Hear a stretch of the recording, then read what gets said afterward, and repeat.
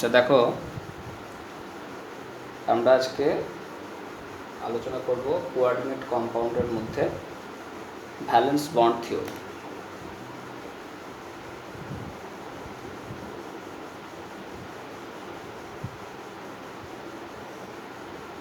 তার মধ্যে হচ্ছে ভ্যালেন্স বন্ড থিওরি, ভিবিটি। এই ভ্যালেন্স বন্ড থিওরি তোমরা আগেও পড়েছো, ক্লাস 11-এ দেখবে আমাদের কেমিক্যাল বন্ডিং পড়ানোর সময় বিভিন্ন ধরনের হাইব্রিডাইজেশন পড়ানো হতো। sp3 কি dsp2 কি sp3d, এরকম যে হাইব্রিডাইজেশন আমরা পড়েছি, সেই হাইব্রিডাইজেশনগুলো এক্ষেত্রেও ব্যবহার করা হয়। সে একই রকমভাবেই হাইব্রিডাইজেশনের যে তত্ত্ব আগের বছর পড়েছো সেই জিনিস, কিন্তু ওগুলো ছিল ইনঅর্গানিক মলিকিউলের ক্ষেত্রে বা ইনঅর্গানিক আয়ন্সের ক্ষেত্রে। এবার এখানে আমাদের আলোচনা হচ্ছে কোঅর্ডিনেট কম্পাউন্ডের ক্ষেত্রে, এটাই যা পার্থক্য। তা দেখো, আমাদের এখানে কতগুলো বিশেষ ধরনের হাইব্রিডাইজেশনের কথা আমরা বলবো। কোঅর্ডিনেশন নাম্বার 4 যে কম্পাউন্ডগুলো হয় তাদের ক্ষেত্রে হাইব্রিডাইজেশন স্টেট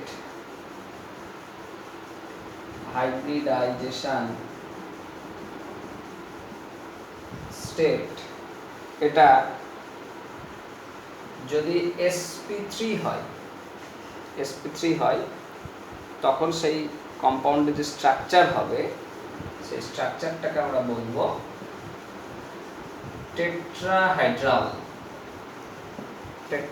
স্ট্রাকচার। আবার কোঅর্ডিনেশন নাম্বার 4 এর ক্ষেত্রে যদি dsp2 এরকম হাইব্রিডেশন পাও তখন তার স্ট্রাকচার বলবো স্কোয়ার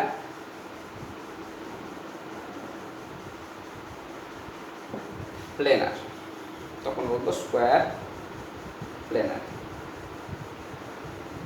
কোঅর্ডিনেশন নাম্বার 5 এর ক্ষেত্রে আমাদের হাইব্রিডেশন স্টেট sp3d অথবা dsp3 হতে পারে কোঅর্ডিনেশন নাম্বার 5 এর ক্ষেত্রে। তো যদি এরকম হয় তখন তার স্ট্রাকচারগুলোকে বলা হয় ট্রাইগোনাল বাইপিরামিডাল, TBP শেপ, ট্রাইগোনাল বাইপিরামিডাল। আর কোঅর্ডিনেশন নাম্বার 6 এর ক্ষেত্রে হাইব্রিডেশন স্টেট sp3d2 অথবা d2sp3 হয়, sp3d2 অথবা d2sp3। তা কোঅর্ডিনেশন নাম্বার 6 হলে তাদের স্ট্রাকচার হয়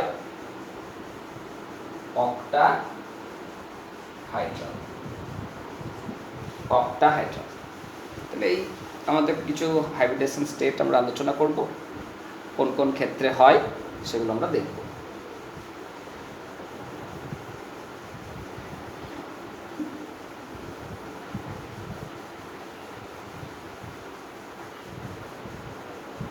আর এখানে আরেকটা গুরুত্বপূর্ণ বিষয়, সেটা হচ্ছে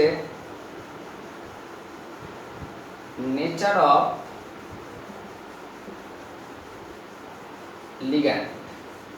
লিগ্যান্ডগুলোকে আমরা দুটো ভাগে ভাগ করি। একটাকে বলা হয় স্ট্রং ফিল্ড লিগ্যান্ড,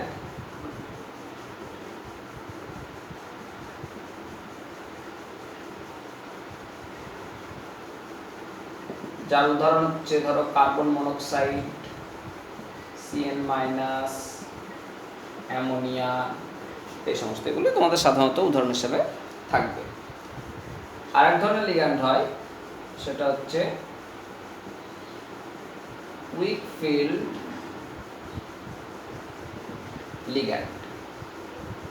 লিগ্যান্ডের মধ্যে তোমার F-, Cl- এগুলোকে আমরা উদাহরণ হিসেবে নেব। তা স্ট্রং ফিল্ড লিগ্যান্ড এটার কাজ কি, উইক ফিল্ড লিগ্যান্ডের কাজ কি, এটা আমরা আস্তে আস্তে যখন উদাহরণগুলোতে আসবো তখন বুঝতে পারবো যেগুলো আসলে কি বলতে চাইছে। তো যাই হোক, আমরা লিগ্যান্ডগুলোকে দুটো ভাগে ভাগ করলাম, একটা হচ্ছে স্ট্রং ফিল্ড লিগ্যান্ড আর একটা হচ্ছে উইক ফিল্ড লিগ্যান্ড। এবার আমরা বেশ কিছু কোঅর্ডিনেশন নাম্বার 4 এরকম কম্পাউন্ডের উদাহরণ নিচ্ছি।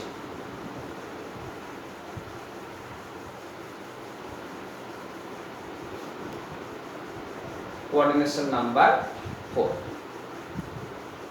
যেমন ধরো আমি একটা কম্পাউন্ড নিলাম NiCl4 2-, তাহলে NiCl4 2- যদি হয়, তাহলে এখানে নিকেল এর অক্সিডেশন স্টেটটা কত সেটা আমাদের আগে ক্যালকুলেট করতে হবে। তাহলে নিকেল অক্সিডেশন স্টেট আমি ক্যালকুলেট করব, এক্স ধরলাম, 4টে Cl আছে, তাহলে 4 × -1 ইজ ইকুয়াল টু -2, তাহলে x ইকুয়াল টু বলবো +2। তার মানে নিকেল এখানে +2 অক্সিডেশন স্টেটে অবস্থান করছে। তার নিকেল এর অ্যাটমিক নাম্বার হচ্ছে 28, ইলেকট্রনিক কনফিগারেশন হচ্ছে 1s2 2s2 2p6 3s2 3p6 4s2 3d8 4p0 4d0 এরকমভাবে থাকবে। আমরা গোটাটা দেখাবো না, একটা ক্ষেত্রে দেখালাম। এবার Ni2+ যদি করি, তাহলে দুটো ইলেকট্রন বেরোবে, কোথা থেকে বেরোবে? 4s থেকে। তাহলে ইলেকট্রনিক কনফিগারেশনটা হচ্ছে 3d8 4s0 4p0 4d0 এরকম থাকবে।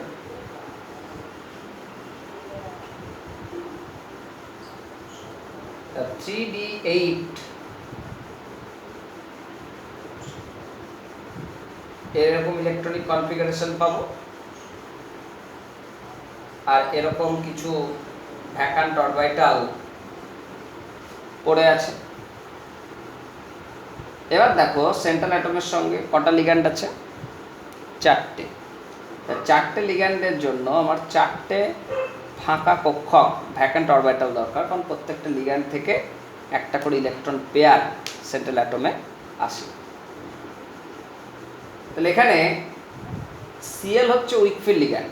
উইক ফিল্ড লিগ্যান্ড থাকলে দেখা যায় যে এই আনপেয়ার্ড ইলেকট্রন যেগুলো থাকে, সেই আনপেয়ার্ড ইলেকট্রনগুলো পেয়ার আপ হতে চায় না। স্ট্রং ফিল্ড থাকলে তখন আবার এই আনপেয়ার্ড ইলেকট্রনগুলোকে পেয়ার করার একটা প্রবণতা দেখতে পাওয়া যায়। তো যাই হোক, আমার 4টে লিগ্যান্ড, তাহলে 4টে আমার হাইব্রিডাইজড অরবিটাল দরকার। তাহলে এখানে হাইব্রিডাইজেশনটা এভাবে হয়, যেখান থেকে একটা S আর এখান থেকে 3খানা P সংকরণে অংশগ্রহণ করে। তাহলে আমরা পেলাম কি দেখো,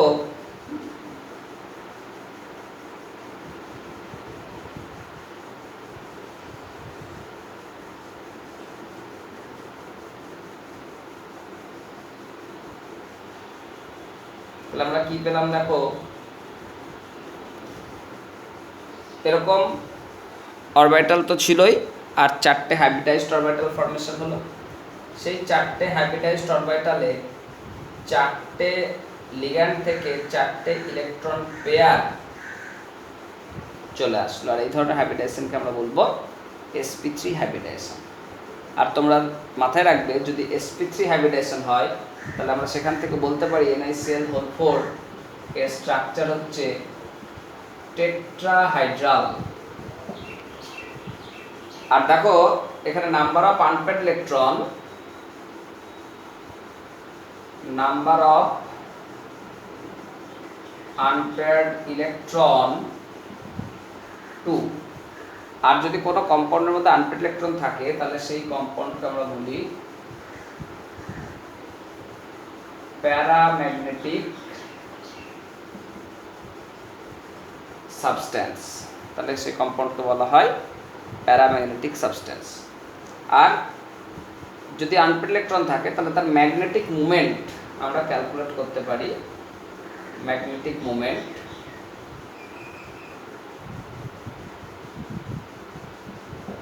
তার ফর্মুলা হচ্ছে √n × n+2।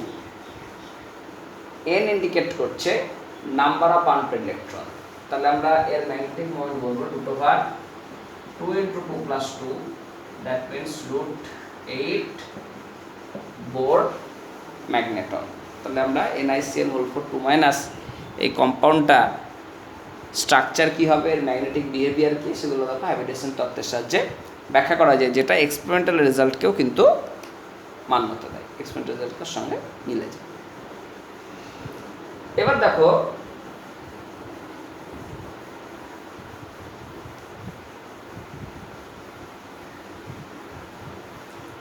আরেকটা উদাহরণ নিচ্ছি, NiCN(2-) তাহলে এখানে নিকেলের অক্সিডেশন স্টেটটা ক্যালকুলেট করো, x 4 × -1 is equal to -2, তাহলে x equal to হচ্ছে +2।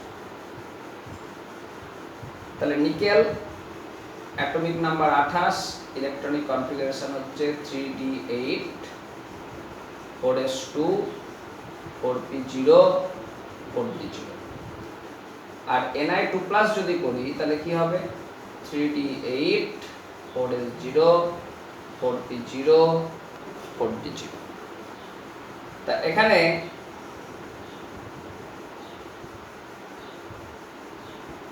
এক 2 3 4 5 6 7 8 4s 4p এই পর্যন্ত লিখলাম। এবার এখানে লিগ্যান্ডটা দেখো, লিগ্যান্ডটা হচ্ছে একটা স্ট্রং ফিল্ড লিগ্যান্ডের উদাহরণ। তো স্ট্রং ফিল্ড লিগ্যান্ড যদি থাকে তখন দেখা যায় যে এই ইলেকট্রনগুলো চেষ্টা করে পেয়ার করতে। দেখো এখানে পেয়ার করলে একখানা ডি ফাঁকাও হচ্ছে। আমাদের বলেছি যে এখানে দু ধরনের হাইব্রিডেশন স্টেট দেখতে পাওয়া যায়, হয় sp3 অথবা dsp2। তো এখানে যদি আমি একটা ডি ফাঁকা করতে পারি তাহলে সেই ডিটা হাইব্রিডেশনে অংশগ্রহণ করতে পারে। তার জন্য এখানে আমরা দেখব এই স্ট্রং ফিল্ড লিগ্যান্ডের উপস্থিতির জন্য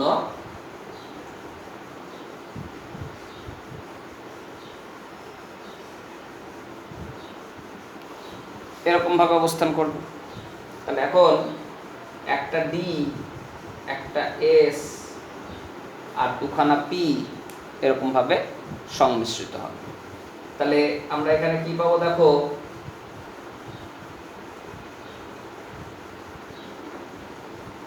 চারটে আর কক্ষকে চারটে ইলেকট্রন পেয়ার, এটা হচ্ছে সেন্ট্রাল অ্যাটমের। আর এখানে আমি পেয়ে গেলাম চারটে হাইব্রিডাইজড অরবিটাল, যে হাইব্রিডাইজেশনটাকে আমরা বলছি dsp2 হাইব্রিডাইজেশন। তাহলে dsp2 হাইব্রিডাইজেশন, সেই হাইব্রিডাইজড অরবিটালগুলোতে লিগ্যান্ডের একটা করে ইলেকট্রন পেয়ার চলে আসছে।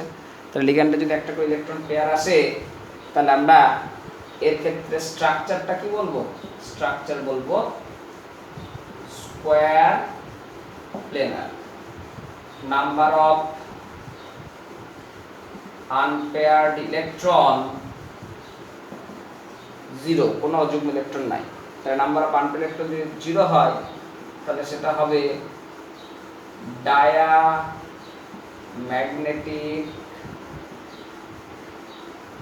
সাবস্টেন্স। তাহলে এটা তিরস্চুম্বকীয় বা ডায়াম্যাগনেটিক। আর তাহলে আমি যদি এর ম্যাগনেটিক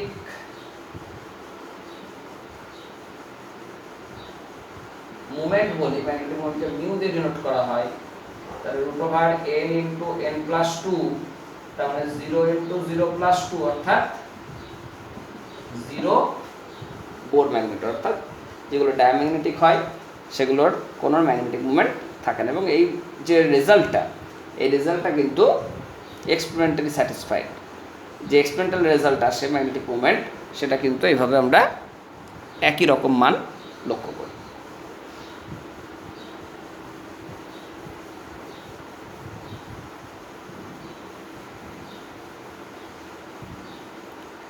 নেক্সট দেখো একটা উদাহরণ বলি, ZnCl(4)2-। তাহলে Zn এর অক্সিডেশন স্টেট ক্যালকুলেট করি, x + 4 × -1 = -2, তাহলে x = +2। তাহলে Zn atomic number 30, electronic configuration 3d2 3d10 4s2 4p0 4d0। Zn2 plus, তাহলে ইলেকট্রনিক কনফিগারেশন হবে 3d10 4s0 4p0 4d0, তাহলে d10 যদি হয়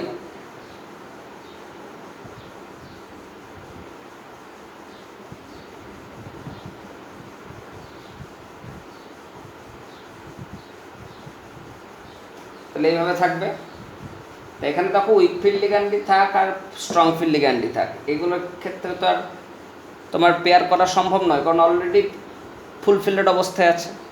তার জন্য এরকম যদি থাকো যে পুরো অবস্থাতেই আছে, 10টা ইলেকট্রন আছে ডিতে, তাহলে সেক্ষেত্রে স্ট্রং ফিল্ড উইক ফিল্ড লিগ্যান্ডের আলাদা কোনো প্রভাব আমরা দেখতে পাই না। তাহলে আমরা এখানে কি দেখব? তাহলে আমরা দেখব যে আমার এখানে 4টে লিগ্যান্ড আছে, তাহলে আমার 4টে অরবিটাল দরকার। তাহলে এইভাবে 4টে অরবিটাল হাইব্রিডাইজড করছি।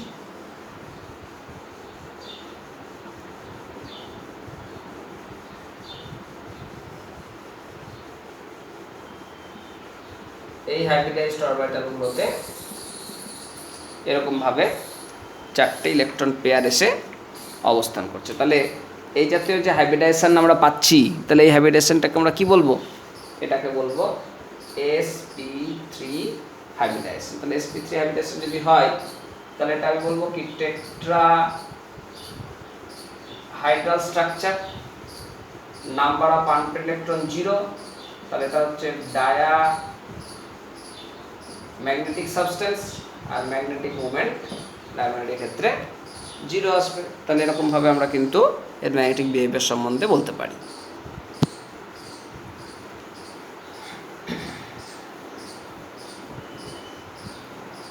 এবার দেখো আরো কিছু উদাহরণ বলি। যেমন ধরো নিচ্ছি NiCO4, তাহলে নিকেল X, CO হচ্ছে প্রশম লিগ্যান্ড, নিউট্রাল লিগ্যান্ড, তাহলে 4 × 0 = 0, তাহলে এখানে 0 অক্সিডেশন স্টেটে আছে।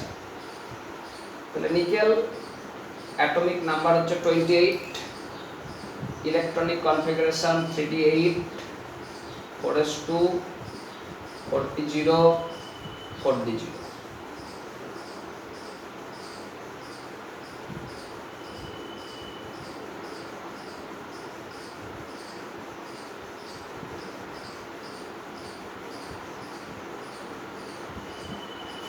বুঝলেন? এখানে লিগ্যান্ড হিসেবে আমরা যে কার্বন মনোক্সাইড নিয়েছি, যেহেতু এটা স্ট্রং ফিল্ড লিগ্যান্ড, তাহলে স্ট্রং ফিল্ড লিগ্যান্ড সবসময় চেষ্টা করে ইলেকট্রনকে পেয়ার করার। তার জন্য এই 4s থেকে ইলেকট্রনগুলো এই 4d-তে চলে আসবে। তাহলে 4s থেকে ইলেকট্রনগুলো যদি 4d-তে ট্রান্সফার হয়, তাহলে এখানে দেখো 10টা ইলেকট্রন পূর্ণ হয়ে গেল। তার পরিবর্তে আমরা কি পাচ্ছি? 4sটা ফাঁকা হয়ে গেল, আর p এর 3টে ঘর ফাঁকা আছে। তাহলে এখন আমার লিগ্যান্ড কটা? 4টে। তাহলে 4টে লিগ্যান্ডের জন্য ঘর কটা দরকার? হাইব্রিডাইজড অরবিটাল 4টে। তাহলে এবার হাইব্রিডাইজেশনে কি হবে? এখান থেকে একটা s আর 3খানা p অংশগ্রহণ করবে। তাহলে আমরা এই অ্যারো মার্কস দিয়ে যেগুলো ইলেকট্রনকে ডিনোট করছি, সেগুলো হচ্ছে ইলেকট্রনগুলো সেন্ট্রাল অ্যাটমে, আর এখানে আমরা কিছু ক্রস মার্ক দিয়ে দিচ্ছি। তাহলে এই ক্রস মার্ক যেটা ইলেকট্রন, সেই ইলেকট্রনগুলো হচ্ছে 4টে CO। তাহলে আমরা এখানে যে হাইব্রিডেশন স্টেটটা পেলাম, সেটা কি হবে? sp3 হাইব্রিডেশন state. তাহলে এটা বলবো টেট্রাহাইড্রাল টেট্রাহাইড্রাল। আর এখানে নাম্বার অফ আনপেয়ার্ড ইলেকট্রন 0, তাহলে ম্যাগনেটিক মুভমেন্ট 0, তাহলে এটা বলবো একটা ডায়াম্যাগনেটিক সাবস্টেন্স। তাহলে এইভাবে আমরা তথ্যগুলোকে বলতে পারি। আরেকটা দেখো, খুব গুরুত্বপূর্ণ উদাহরণ আমরা এবার আলোচনা করব। সেটা হচ্ছে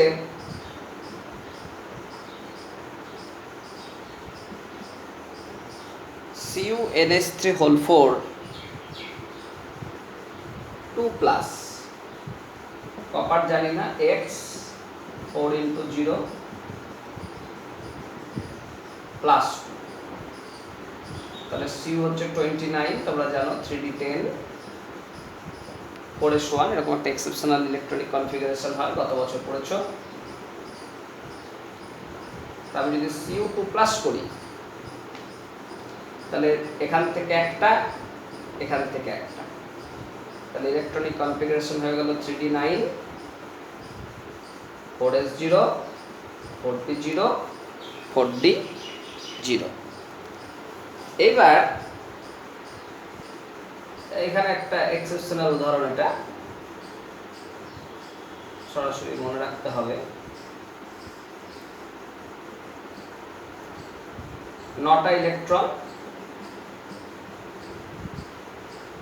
এভাবে আছে, কিন্তু এখানে লিগ্যান্ডটা কি জাতীয় লিগ্যান্ড দেখো, লিগ্যান্ডটা হচ্ছে একটা strong field ligand. Strong field ligand সবসময় চেষ্টা করে যে ইনার অরবিটাল কমপ্লেক্স তৈরি করার জন্য, ইনার অরবিটাল কমপ্লেক্স তৈরি করার চেষ্টা করে। এবার ইনার অরবিটাল কমপ্লেক্স তৈরি করতে গিয়ে দেখা যাচ্ছে এখানটায় একখানা ডি, তাতে একটা ইলেকট্রন পড়ে আছে, যদি ইলেকট্রনটা না থাকতো তাহলে কিন্তু এটা হাইব্রিডাইজেশন অংশগ্রহণ করতো। তো যেহেতু স্ট্রং ফিল্ড লিগ্যান্ড আছে তার জন্য এই কপারের একটা ইলেকট্রন এই ফাঁকা পিতে 4p-তে তোমার সরে যাচ্ছে। তাহলে আমরা এখানে বিষয়টা কি পাচ্ছি,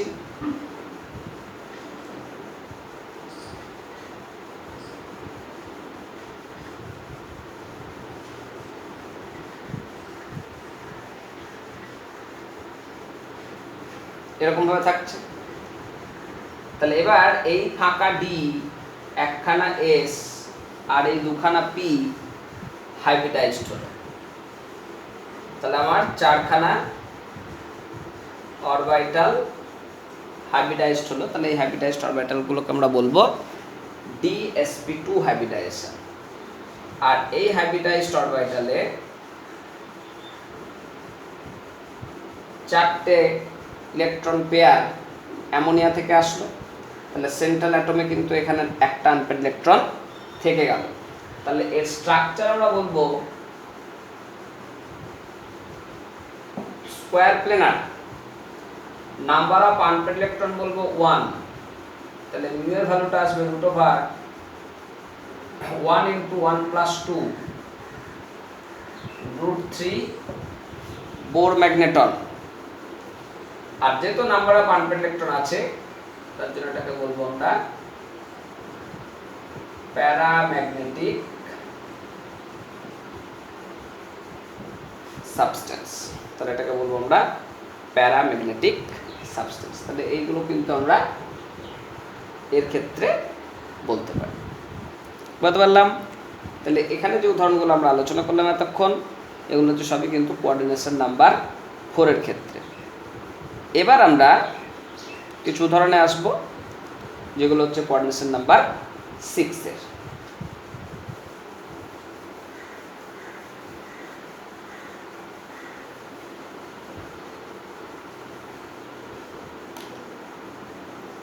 কোঅর্ডিনেশন নাম্বার 6, কোঅর্ডিনেশন নাম্বার 6 আমি বলেছি দু রকমের হাইব্রিডেশন স্টেট হয়, একটা হচ্ছে sp3d2 আর একটা হচ্ছে d2sp3।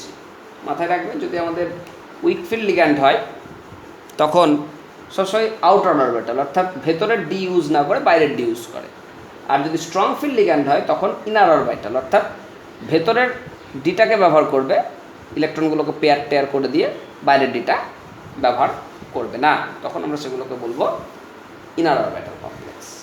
তো দেখো আমরা একটা খুব গুরুত্বপূর্ণ উদাহরণ নিচ্ছি, FeF6 3-, তাহলে Fe এর অক্সিডেশন স্টেট ক্যালকুলেট করছি। Fe এর অক্সিডেশন স্টেট হচ্ছে এখানে +3, Fe এর অ্যাটমিক নাম্বার হচ্ছে 26,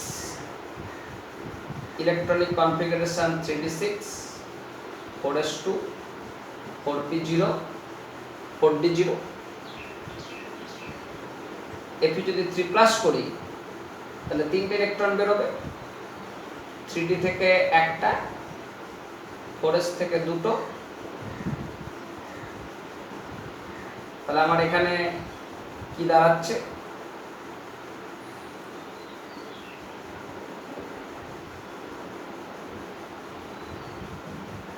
এরকম 5টা অরবিটালে 5টা আনপেয়ার্ড ইলেকট্রন,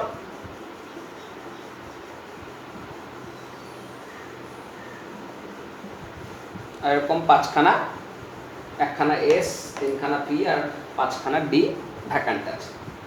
তা এখানে যে লিগ্যান্ডটা দেখছো F-, তাহলে F-টা কি? এটা একটা উইক ফিল্ড লিগ্যান্ড।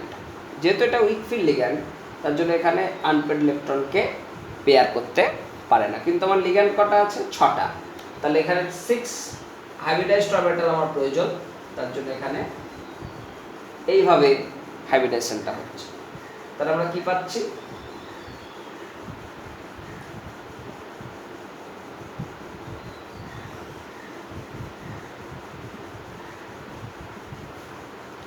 এবার এই 6টা সংকরায়িত কক্ষকে 6টা ইলেকট্রন জোড় আসলো। তাহলে এই জাতীয় সংকরায়নকে আমরা বলবো sp3d2 হাইব্রিডাইজেশন। তাহলে এই জাতীয় কমপ্লেক্স যার হাইব্রিডাইজেশন স্টেট sp3d2 আসে তার স্ট্রাকচার হচ্ছে অক্টাহাইড্রাল, নাম্বার অফ আনপেয়ার্ড ইলেকট্রন 5। তাহলে এটাকে আমরা বলবো প্যারা ম্যাগনেটিক, এটাকে বলবো আউটার অরবিটাল কমপ্লেক্স। আর magnetic moment n × n + 2 5 × 5 + 2 √35 Bohr magneton. এবং এটা খুবই গুরুত্বপূর্ণ উদাহরণ এই কারণেই, যদি অনেকগুলো কমপ্লেক্স দিয়ে দেয়, দিয়ে তোমার ম্যাগনেটিক মোমেন্ট জানতে চায়, আর সেইখানে উদাহরণ হিসাবে যদি এই Fe(F6)3- থাকে, তাহলে তোমার আর অন্যদিকে তাকানোর দরকারই নাই। কারণ এখানে সবসময়তেই দেখো হাইয়েস্ট আনপেয়ার্ড ইলেকট্রন হচ্ছে, কারণ 5টা ডি অরবিটালে 5-এর বেশি তো আনপেয়ার্ড ইলেকট্রন হতে পারে না। তাহলে আমরা দেখব কি এর ক্ষেত্রে ম্যাগনেটিক মোমেন্টের ভ্যালুটা সব থেকে বেশি আসবে। সেজন্যই এই উদাহরণটা খুবই গুরুত্বপূর্ণ একটা উদাহরণ। এবার দেখো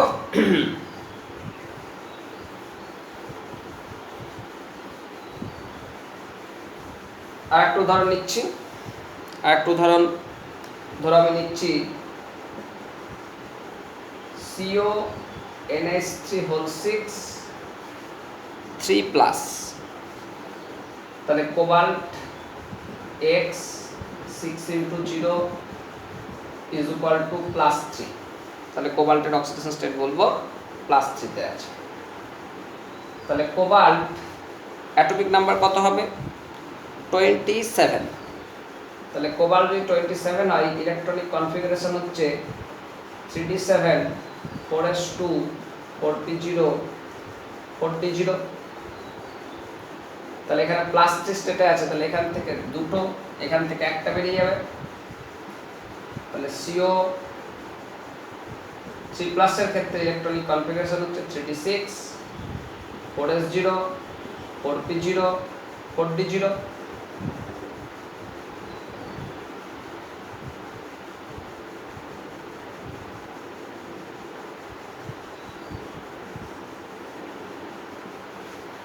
এরকম ভাবে আছে। এবার দেখো এটা একটা স্ট্রং ফিল্ড লিগ্যান্ড আছে, আর স্ট্রং ফিল্ড লিগ্যান্ড ইলেকট্রনকে পেয়ার করে। অক্টেটের ক্ষেত্রে করবে কখন? যদি দুটো ডি ফাঁকা করা সম্ভব হয়। যদি দুটো ডি না হয় তাহলে করে তো লাভ নাই। তো এখানে দেখো দুটো ডি ফাঁকা করা যাবে, এখান থেকে একটা এখানে পাঠিয়ে দাও, এখান থেকে একটা এখানে পাঠিয়ে দাও। তাহলে এই ইলেকট্রনগুলো যদি এরকম ভাবে চলে আসে,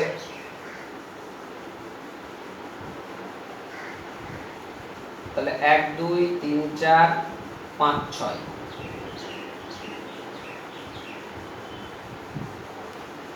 বোঝা গেল। এবার যেহেতু 6খানা আমার লিগ্যান্ড আছে, 6খানা ফাঁকা কক্ষক দরকার, তাহলে এইভাবে 6খানা কক্ষক হাইব্রিডাইজড হচ্ছে। তাহলে 6 ভ্যাকান্ট অরবিটালস আর হাইব্রিডাইজড। তাহলে এখানে হাইব্রিডাইজেশন স্টেটটা কি বলবো, D2sp3, আর এই 6খানা ভ্যাকান্ট অরবিটালে 6টা ইলেকট্রন পেয়ার অবস্থান করবে। তাহলে আমরা এর স্ট্রাকচারটাকে বলছি অক্টাহাইড্রাল, কমপ্লেক্সটাকে বলছি inner orbital, number of Anfield electron বলছি 0, তাহলে ম্যাগনেটিক মোমেন্টও আসবে 0। তাহলে এটাকে বলবো আমরা একটা ডায়াম্যাগনেটিক সাবস্টেন্স, ডায়াম্যাগনেটিক সাবস্টেন্স। বলতে পারলাম?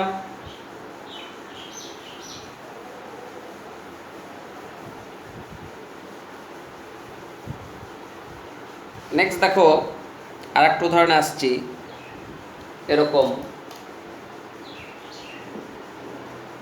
Cr NH3 6 3+, ক্রোমিয়ামের অক্সিডেশন স্টেট +3 হবে। ক্রোমিয়াম তোমরা জানো 24 অ্যাটমিক নাম্বার, ইলেকট্রনিক কনফিগারেশন একটু এক্সেপশন আছে, ক্লাস 11-এ পড়া হয়েছিল। তাহলে Cr3+ যদি করি তাহলে ইলেকট্রনিক কনফিগারেশন হয়ে যাবে 3d3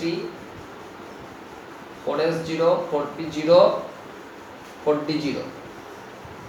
তাহলে এখানে আমার 5খানা অরবিটালের মধ্যে এমনিতেই 2খানা ফাঁকা, তাহলে এখানে স্ট্রং ফিল্ড থাক উইক ফিল্ড থাক সবসময় ইনার অরবিটালই হবে।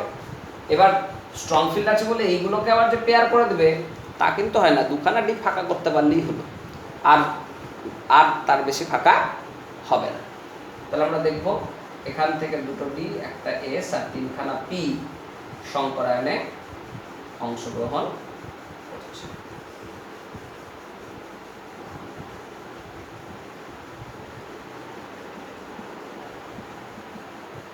তাহলে এটাকে বলবো আমরা D2sp3 হাইব্রিডাইজেশন, D2sp3 হাইব্রিডাইজেশন। তাহলে আমরা এই জাতীয় কমপ্লেক্স তাকে বলবো কি, ইনার অরবিটাল কমপ্লেক্স। স্ট্রাকচার তো বুঝতেই পারছো, কোঅর্ডিনেশন নাম্বার 6 মানে অক্টাহাইড্রাল স্ট্রাকচার হবে। নাম্বার অফ আনফিল্ড ইলেকট্রন হচ্ছে 3টে, আর মিউ হবে √3 × 3 + 2, তাহলে 15√15 বোর ম্যাগনেটর। বোঝা গেল? এরকম ভাবে তোমাদের আরও অনেক উদাহরণ বইয়ে আছে, তোমরা বইটা একটু ফলো করবে, আশা করি বিষয়গুলো তোমাদের কাছে ক্লিয়ার হয়ে যাবে।